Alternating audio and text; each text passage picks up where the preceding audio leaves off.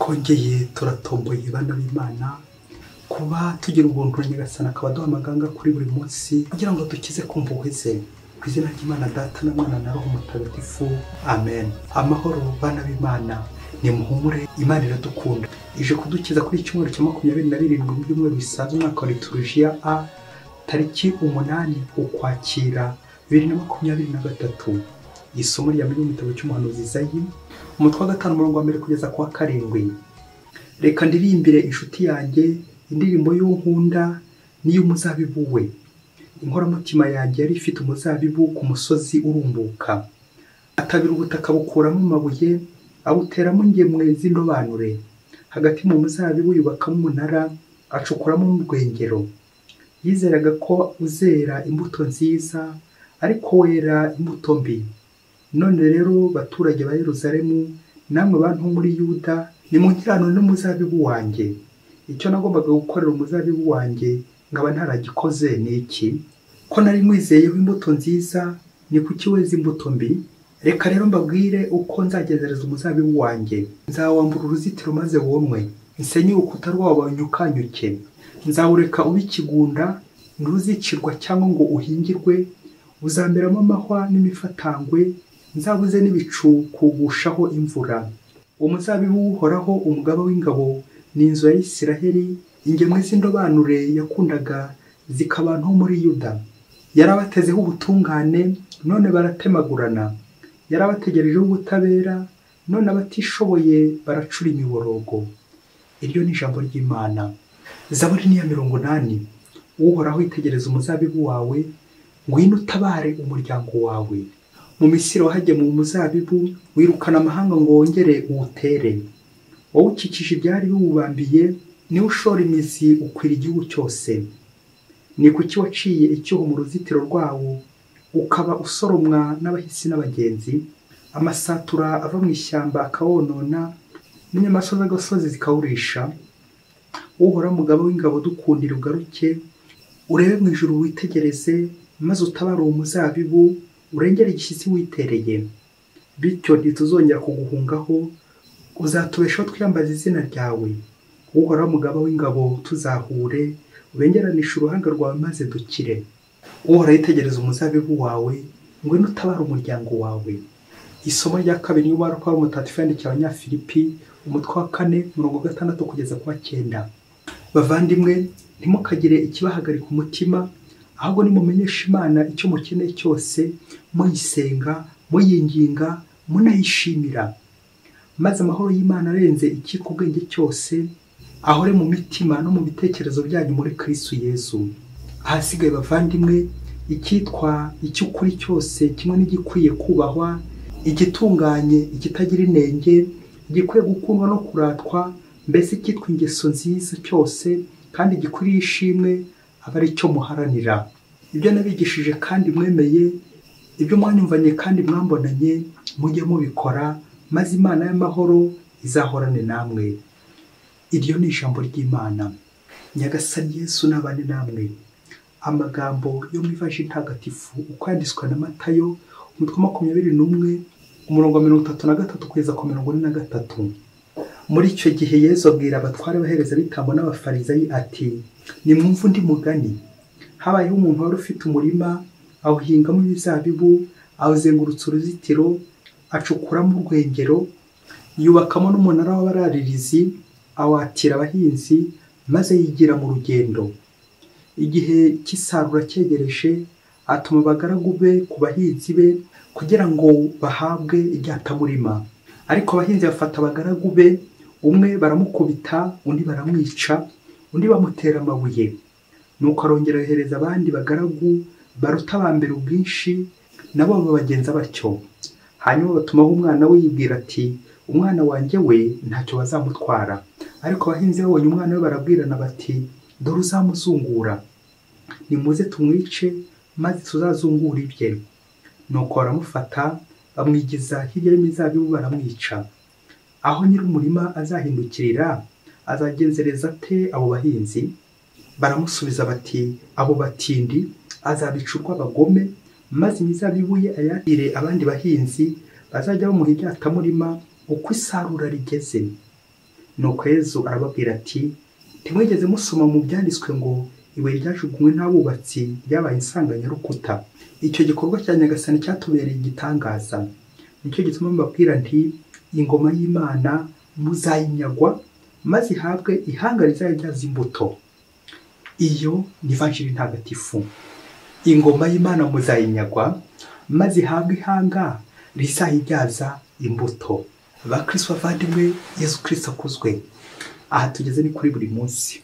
Mbere yuko tuza kumva ingingo remezo ikuye muri amasomo y'uyu munsi itaza kujya kure yuko twababagira neza, reka tubanze twumve inama y'umuryango aho umugabo n'umugore ngo bakoze inama ya mbere mu rugo rwabo. Nuko rero ngo umugabo abwira umugore we ati madame ntitugapfe ibiryo, sinzigera mpfa n'umuntu cyitwa ibiryo. Nuko iryo tegeko bamaze kuritora bararisinyira bararyandika. Bamaze igihe kirekire babanye ubuzima bwabo bwose bakora kuri iryo tegeko bati madame mugabo wanjye ntituzapfe ibiryo. Ubuzima bwarangiye nta n'ikindi bigeze bapfa, nyine babayeho neza ubuzima bwose babana neza kubera itegeko bari batoye ntituzapfe icyitwa ibiryo. Bakristo bavandimwe, muzi ko imibanire mibi abantu bafitanye muri iyi minsi ari ikibazo gishingiye ku nda, ikibazo cy'inda nini, gupfa ibiryo. Buriya turamutse natwe dutoye iri tegeko nk'iry'uyu muryango, tukemeza ko ntamwe tuzongera gupfa ibiryo n'umuntu, twabaho neza. Kuko ibyo dupfana hari ubwo bipfukiranwa n'ibyo dupfa, bikaza kurangira ubuvandimwe bubuze, nibwo abantu batangira baryaragagurana, bamwe bakarumana abandi bakicana. Kubera iki? Ikibazo cy'inda. Ikibazo dufite gishingiye ku bibazo byinshi dufite, ibyinshi bishingiye ku nda. Ndamutse inda yanjye nyigabanyijeho nkongera umutima, umva nakemura ibibazo byinshi. Gusaranganya byazamo, kunyurwa byazamo, kugira ubugwaneza, kugira ubuntu, gufasha abandi byazamo. Kubera iki? Singapfe n'umuntu cyitwa ibiryo. Uzasanga ibibazo dufite hano ku isi, ikibazo cy'inda nini, guca inyuma, ugasesagura umutungo ukawujyana mu ndaya, ukawujyana mu ikabare, ubusinzi, kudasaranganya no muvukana, no muvindimwe, no mubana, inyota y'ubutegetsi, kugambana, kwica abandi. Ibyo byose ni iki? Ni inda nini. Please muvandimwe, gabanya ku nda yawe maze wongere umutima, uhure n'abandi kandi uhuze n'abandi, musaranganye duke twineza, ngo ubu ugwa neza.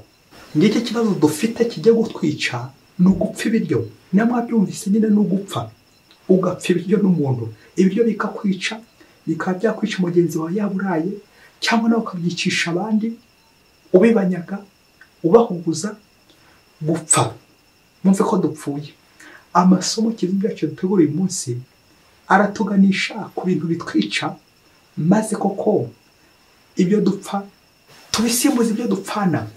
Ubwo tujye kuzirikana ku itegeko rya 5 amategeko y'Imana ritubuza kwica, ntuzice. Ingingo yacu rero iraza kugana aho ngaho igira iti uwishe burya nawe aba yiyishe. Aha, nufata umuhoro, nufata intwaro ukajya kwica umuvandimwe wawe, uzi ko nawe bizarangira wiyishe. Kwiyahura nirinze kubivuga, ariko nibyo bihakurikira. Erega ushobora no kudapfa ibyo bigaragarira abantu, ariko warapfuye uhagaze. Ibyo nibyo tugomba kwirinda. Umunsi no kugabanya inda zacu ziza n'ubusambo muri twebwe, ziza n'ubwicanyi muri twebwe, tukongera umutima w'urukundo, ubugwaneza, kugira neza. Ubwo tuza kumva amasomo yagarutse mu ijambo muzabibu, aho tuzirikana ko iyi si yacu imeze nk'umuzabibu, aho Nyagasani adutegurira ngo twitegure neza ijuru, aho tuzabaho mu ngoma y'Imana nk'umuzabibu, aho tugomba kwishima tugaturana na Nyagasani.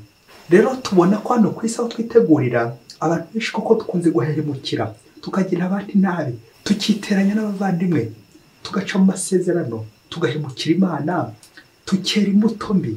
Kandi Nyagasani yadushyize hano ku isi kugira ngo tuyitegurire neza, twitegure ubuzima bw'ijuru mu muzabibu we, kuzitegura kujya kumukora mu muzabibu we. Ariko twebwe icyacu ni ugucuranwa, pas de sobriété, kugambanirana, ubugome, ububisha, n'ibindi byaha byinshi cyane dukora mu muzabibu wa Nyagasani. nyagasani koko turamutenguha kandi we yaratwizeye ko umuryango we. Ngiye incamake y'amasomo y'uyu munsi biza kudufasha kugira ubugwaneza mu migenzereze yacu, kongera urukundo, kuko burya ikibura iyo ubwicanyi batangiye kuzana inda nini ni uko habuze urukundo. Aho habuze urukundo rero n'ibindi byose byahaba, ibibi, ubwicanyi, ubuhotozi n'ibindi bikomeye cyane bibi. Ni rya tegeko umuhanga yavuze ati ntugahemuke aho ukigenda. Natwe rero uyu munsi amasomo adufasha kudahemukira Imana. Twumvise mu isomo rya mbere ryo mu gitabo cy'umuhanuzi Izayi, umuryango w'Imana wahemukiye Uhoraho.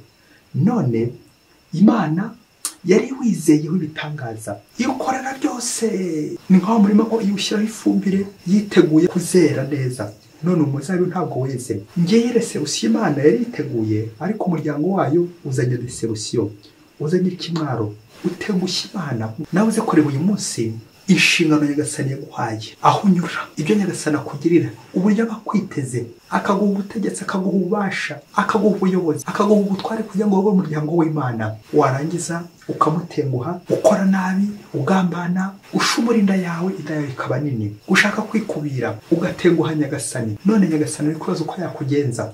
Ni iki nyagasani atagukoreye? Nyagasani agushyize iburyo, agushyira n'ibumoso, ariko ukomeza kumutenguha. Nyagasani yabategerejeho ubutabera, none abatishoboye bariho baracura imiborogo. Amen. Zaburi twazirikanye uyu munsi iradufasha gutakambira Uhoraho, twereke nyagasani intege twagize, ibibazo twagiye tugira mu muzabibu we, kunangira, kugambana n'ibindi byose bitagenze neza. Dutegemo ko dutakambe, dutakeye nyagasani. Natwe muri ibyo Zaburi tugira tuti Uhoraho tegereza umuzabibu wawe, ngwino utabara umuryango wawe. Amen.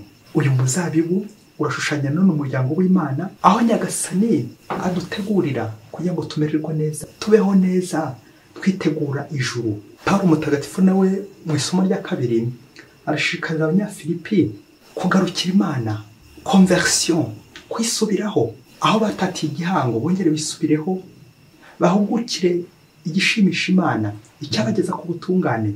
Dore ko umuzabibu wa nyagasani tujyamo ari aho tugomba kwitegurira guhura na nyagasani, maze nyagasani akadutunganya, kuko tuba turi abanyabyaha, ariko twagera umuzabibu wa nyagasani, nyagasani akadutunganya, tukamererwa neza. Naho ubundi iyo turi kure ya nyagasani tuba tumeze nk'abapfuye.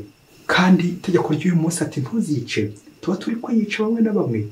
Nibyo Pawulo mutagatifu agize ati ahasigaye bavandimwe, icyitwa icy'ukuri cyose, kimwe n'igikwiye kubahwa, igitunganye, ikitagira inenge, igikwiye gukundwa no kuratwa, mbese icyitwa ingeso nziza cyose cyangwa gikwiriye ishimwe, aba ari cyo muharanira. Amen.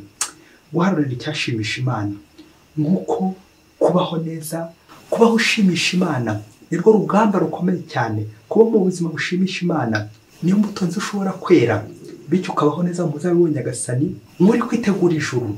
Ivanjiri uyu munsi naho turumvamo deserusiyo, abahemukiye Imana, umuryango w'Imana uhemukira Imana.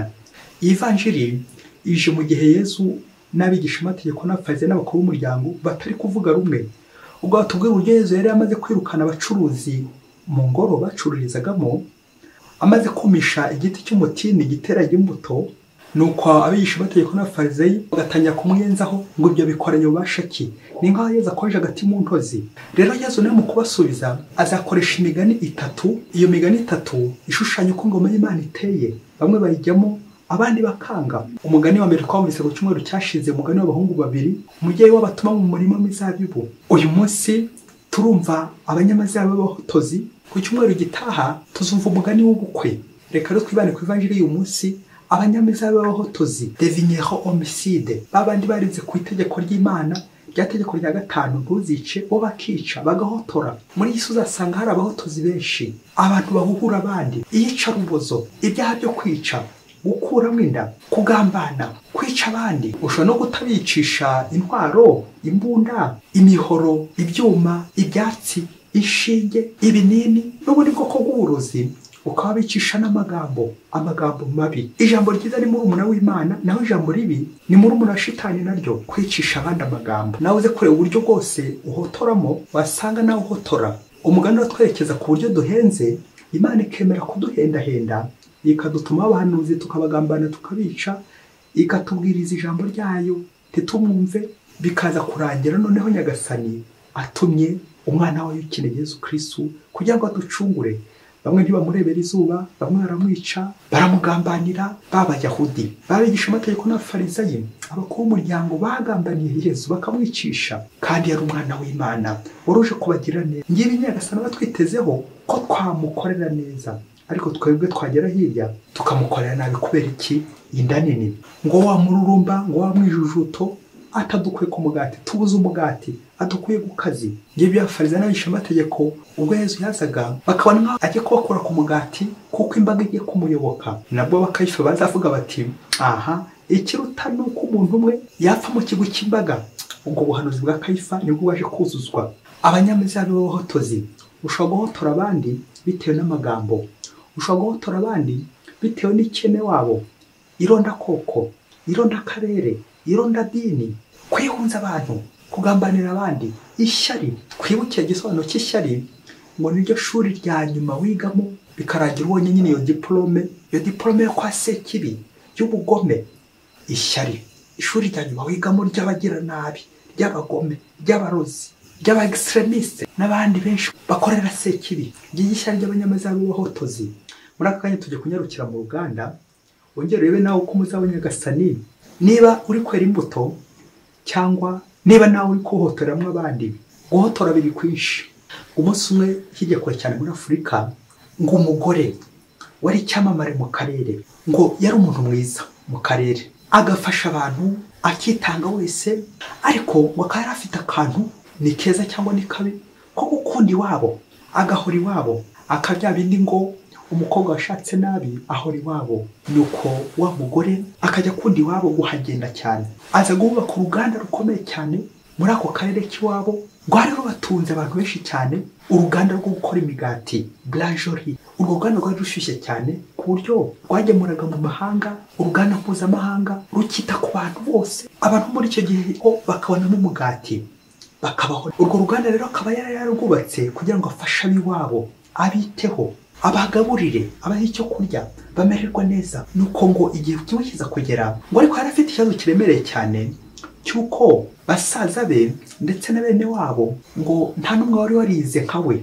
yari yarize ariko bene wabo batari barize. Nuko araza kureba kure, asanga abakora muri rwa ruganda ari abanyamahanga gusa, bene wabo bakaba badakoramo. Nuko rero icyo kibazo kimubera ikibazo cy'ingutu, uburyo bwo yazana uruganda bene wabo rw'imigati ariko akaba atari bo babona inyungu nyinshi cyane.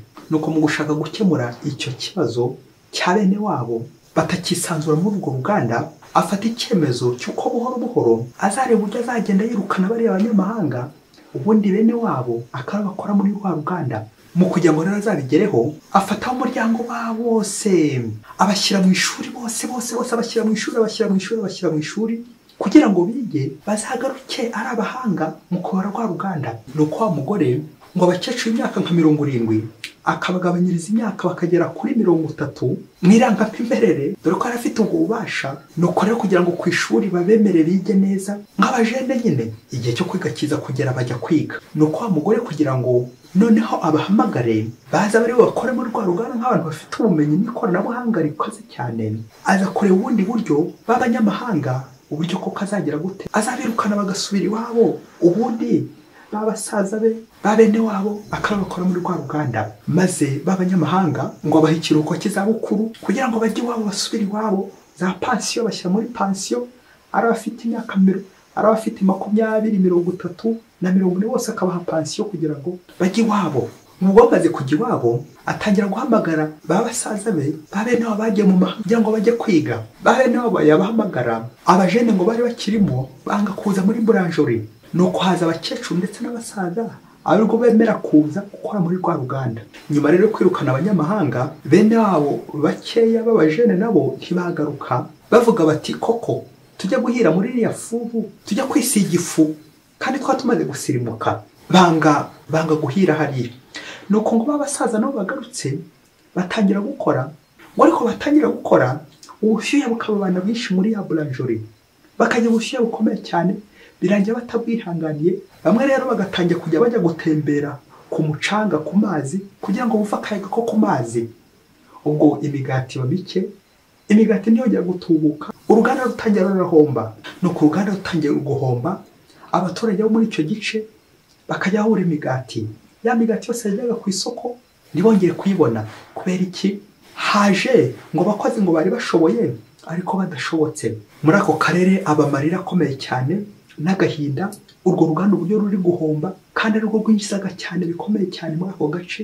Baratangira baraboroga. Ubwo wa mugore nyir'uruganda agira ishavu n'agahinda uburyo yohereje basaza be, bene wabo n'abandi bose ngo bajye kwiga ariko ntibagaruka. N'abaje nabo bakomeza kugenda bamutenguha, ntibakora uruganda uko babonye, bakisinzirira bakiryamira bakajya kumva akayaga ko hanze. Igihe cyaje kugera kuko bashaka gufunga rwa ruganda kuko nta musaruro wabaga rugitanga. Ngaho nawe yibaze ukuntu bose yatanze ikiruhuko cy'izabukuru ku bari b'abanyamahanga, azongera abagarurire te?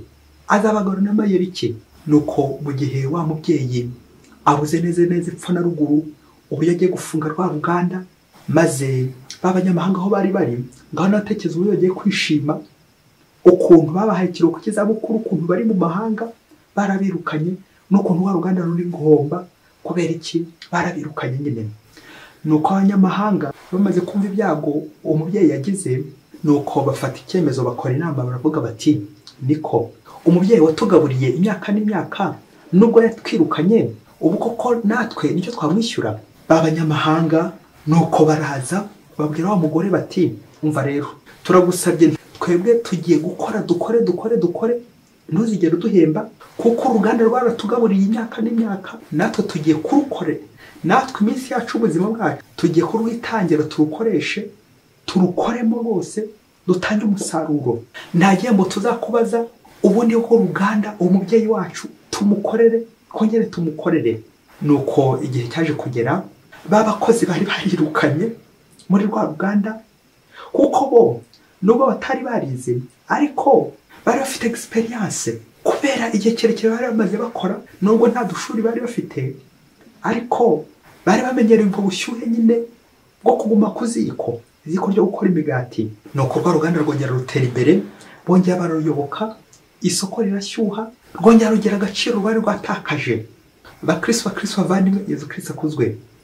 Ubuzima butwigisha kutihorera.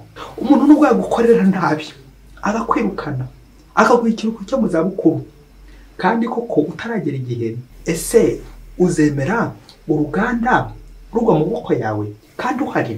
Nguko gutabara umuzabibu wa Nyagasani Yesu aratwibutsa ko nubwo abantu bakujomba amacumu, bakujomba ibikwasi, imigera, icyamuzanye no kuducungura, kwitura abantu ineza, akaba nubwo bakwitura inabi. Iyi si turimo akenshi uzasanga abantu bashoboye akenshi batabashobotse. Ushobora kwiga ukaminuza uri nka dogiteri, ariko wagera ku isoko ry'umurimo ukatwa n'umuntu wize amashuri abanza yonyine. Kubera iki? Urashoboye ariko ntushobotse. Nta buryo ushobora gukora muri buranjori, mu ruganda rw'imigati, bigusaba nyine kuyanganira ubwo bushyuhe, ukemera ugashya, kuko nyine umugati bisaba gushya kugira ngo uvunike kandi uvunikire abandi. Nabyo bicyaba hano ikibaho ati ntawuzajya mu ijuru ahagaze. Kujya mu ijuru ni ukuvunika, ni ugupfa, kuko umwana wa Mariya adatana n'umusaraba, ntabwo atana n'umuruho. Ibaze nawe gufata abakecuru y'imyaka 80 ukamanuka ukashya ku myaka 40. Kubera iki? Kubera ikibazo cy'inda. Inda yatanze imbere, none ko ndi gushakira mukene wabo, ndi kwirukana abanyamahanga, kandi abo banyamahanga niwe Yesu Kristo aratomba ivanjiri. Indaya, abanyamahanga, abasoresha n'ibyo manzi azabataga mu bwami bw'ijuru. Nawe mubyeyi, wongere rero uzabonye Nyagasani, nawe utajya gukugwa mu biganza, maze urebe icyo wakora, ugabanye kunda, wongere umutima wawe. Akamugani y'Ikinyarwanda ugira uti ubwiza bw'umukobwa bushoka kumugeza ibwami, ariko ubwenge bwe nibwo buzatuma aramba ibwami. Uzasanga muri iyi si duhotora bagenzi bacu, tukabashinga imirimo myinshi kandi batayishoboye, kwicisha abandi imirimo, kwicisha abandi ibiryo, kwicisha abandi inzara, kwicisha abandi ibikorwa byinshi, imirimo myinshi. Ukazasanga umuntu sirimenaje ni yose, activisme, kwirundaho imirimo myinshi cyane. Kubera iki? Wirukanye abanyamahanga kandi abo bari bashoboye, nabo bafite experience.